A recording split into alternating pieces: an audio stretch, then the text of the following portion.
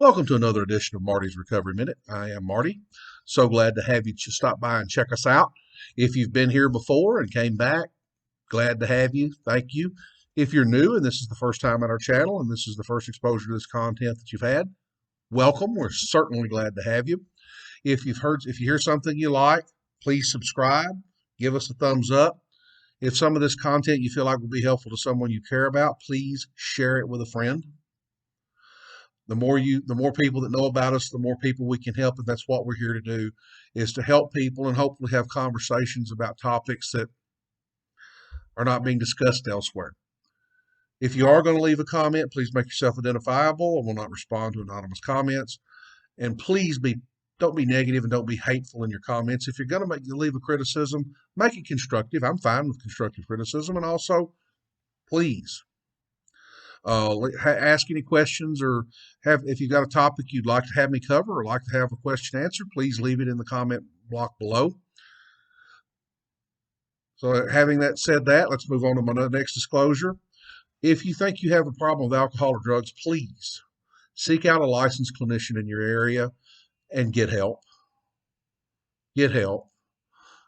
This condition is fatal. If left untreated, it will kill you. Don't mess around and die because you're too scared to ask somebody. So please do that for yourself, do that for your family, and do that for the people that care about you. Now, I'd like to talk about our topic. I'd like to talk about on this particular video is probably going to be controversial. Is marijuana safe? A good amount of the American public thinks that it is. A lot of the clients I work with think that it is. And to be honest with you, when I talk about marijuana, I have mixed emotions about it. Is it safer than virtually anything else somebody could be doing? Probably. Is it legal in a lot of places? Yeah. Is there some potential medical benefit to it? Maybe. And the reason I say maybe is, believe it or not, when it comes to the THC portion of marijuana, there have been very few, if studies, if any, that I know about that can verify whether or not there's any medicinal value to the THC or not. I really wish there would be some studies. We do need to know.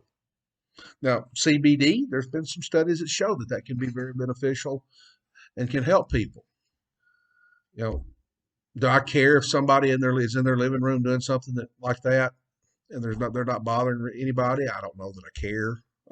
Just to be perfectly honest, but I've been in recovery for 30 years, and I'm going to make a radical statement here, and please don't fall out of your chair when you hear me say it.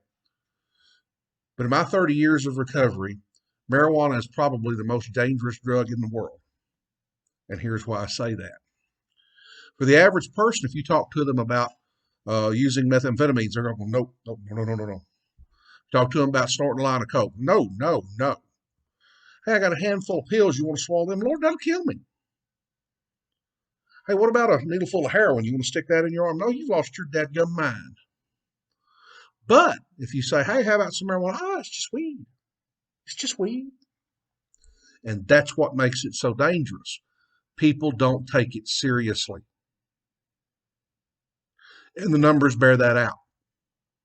In states where marijuana has been legalized, they have looked at trauma units and emergency rooms where people have been severely injured or killed. Believe it or not, the percentage of people drunk on alcohol and the percentage of people high on marijuana is identical. There is no statistical difference in the probability of injury or death, whether you're drunk or high. I also suspect if you were to do a man on the street interview and ask people which is safer, to drink alcohol and drive a vehicle or smoke marijuana and drive a vehicle, and by the way, I don't prescribe either. But if we were asking people hypothetically, I think the vast majority of people would say it's safer to use marijuana and drive. However, the numbers bear out a different outcome.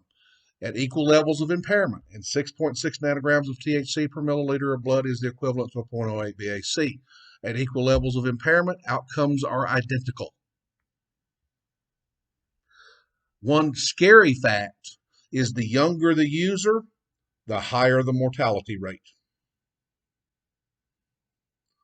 And a couple of factors come into play in that. Number one is muscle memory. And number two is life experience.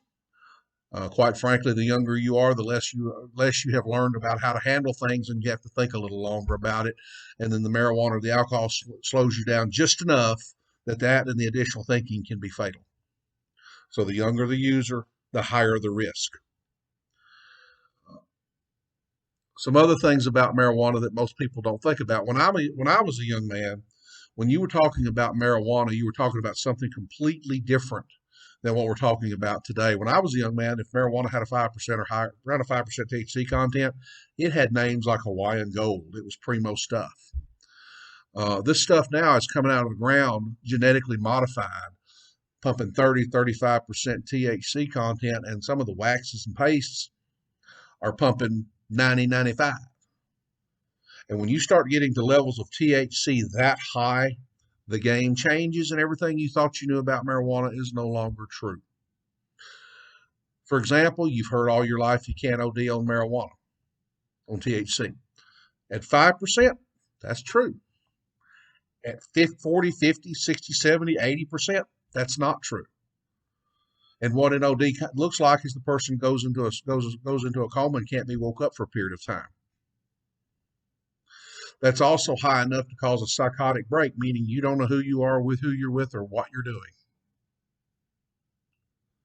To put it into context, in Amsterdam, where virtually everything is legal and they really there don't care what you do, they classify marijuana with a THC content or higher, or THC content of 16% or higher in the same drug category as heroin, because it is a hard drug when you get to the higher levels.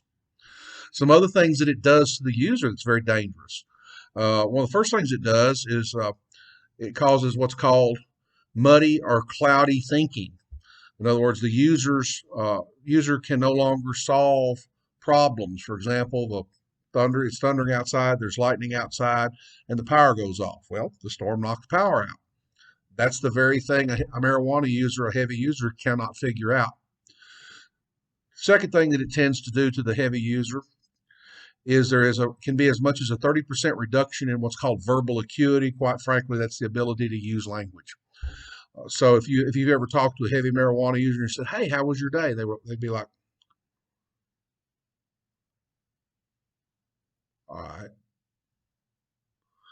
What's happened is their brain is scrambled and it's taking them more time to find the words. And also, because of that, it takes them more time. For example, if you hand them a document to read or fill out, it takes them forever to do it.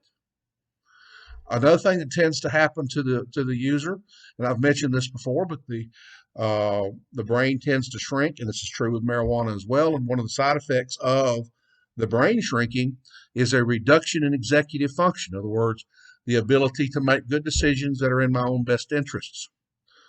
So I can't think straight, I can't communicate, I can't take care of things, and I can't make good decisions. Sign me up for more of that. Harvard did a study about 7 or 8 years ago, and they studied long-term chronic marijuana users. Long-term, 5 years or more, chronic more than 5 times a week. And what that study uncovered was that on average, a person who fell in that category lowered their IQ by 15 points. It literally made them dumber. And the problem was, is by the time they got to that point, they didn't realize that they had been made dumber because they had been made dumber, if that makes sense. Another thing about it that makes it very, very dangerous is, in some instances, even in states where it's legal, when you go buy that stuff, you have no clue whatsoever what you are getting. You're taking it on good faith that the person selling you that is selling you exactly what they're claiming to. You're buying usually stuff, marijuana that's made in unsanitary conditions without any kind of controls by people who are on it. For all you know, if you're using marijuana, the last bag you bought, the man or woman who bagged your weed took a bowel movement before they bagged it and didn't wash their hands, and you're smoking their crap now. Sorry. You don't have any clue what you're getting. Another thing that's scary about it, and I see this, I do probably 300 to 500 assessments a year, and I'm seeing this on a more frequent basis, and it scares me. The marijuana has been spiked. There's something in it. And it's usually younger people that this is happening to. I had a young man in my office some time ago.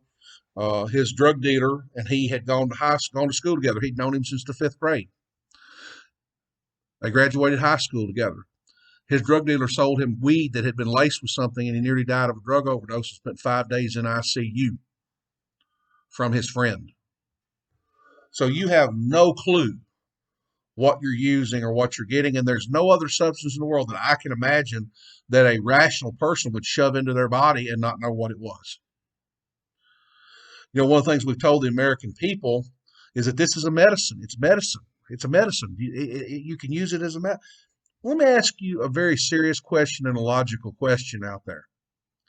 Is there any other medicine that you can use recreationally? No. And if that's true, then by the law of mutual exclusion, marijuana is not a medicine because you can use it recreationally. So there's a lot of risk involved with it. Another thing, there's a lot of people who have, let's say, a problem with alcohol that say, well, I never had a problem with marijuana, I'll just do that. And I want to share with you, I've got 3 decades of watching. And in 30 years, I don't know anyone that had a problem, let's say, with alcohol that continued smoking marijuana that didn't end up back on alcohol. If you have a problem with a chemical and you substitute another chemical, you will end up back on what you like 100% of the time. Willpower has nothing to do with it. It's going to happen. So there's a lot of risk involved with marijuana that most people don't think about. You also hear marijuana users are laid back. I had a client here a while back that he took the last bit of money that the family had and bought a bag of weed when the kid needed milk, when their baby needed milk. And when he came home, he and his wife had an argument about it, and she would throw the weed away because she was so angry, and he attacked her. So don't tell me that marijuana doesn't cause aggression, because it can. Also, if you say I'm using marijuana to relax or to calm down or to fight depression, it actually causes more. And one of the reasons that it does that is when I use marijuana, my brain responds to that by releasing a hormone called CRF. Big word beginning with C, remoting factor. CRF is a stress hormone. So when you smoke marijuana, your body reacts by inducing stress. So I ask you, if you're trying to relax and you're getting more stress hormone, is it how much more relaxing are you going to have? You may feel okay in that moment, but then the next day you got too much stress. So now you got to smoke to relax, which creates more stress. So now you got to smoke to relax, which creates more stress. So now you got to smoke to relax. And you end up on a causality loop with it. Another thing that most people don't think about, if I am working at a public job somewhere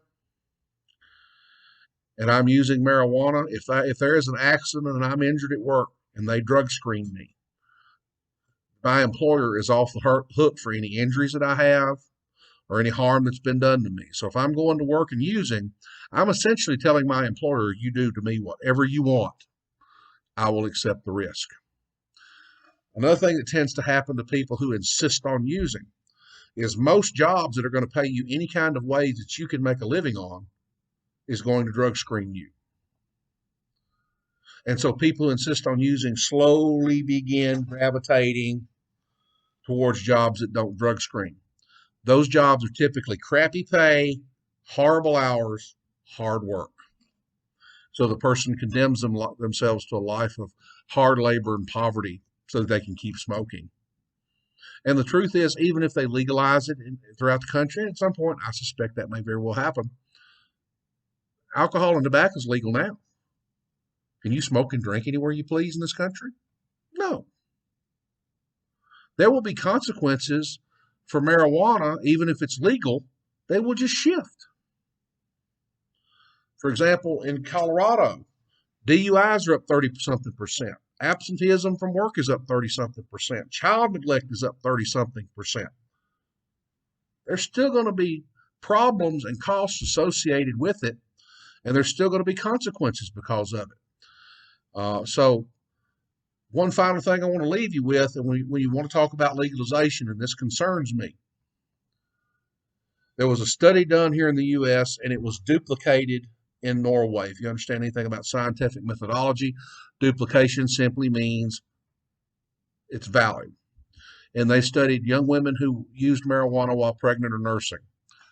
And what they discovered in that study was women who did that, their children as adults, were 450 times more likely to have a mental health disorder.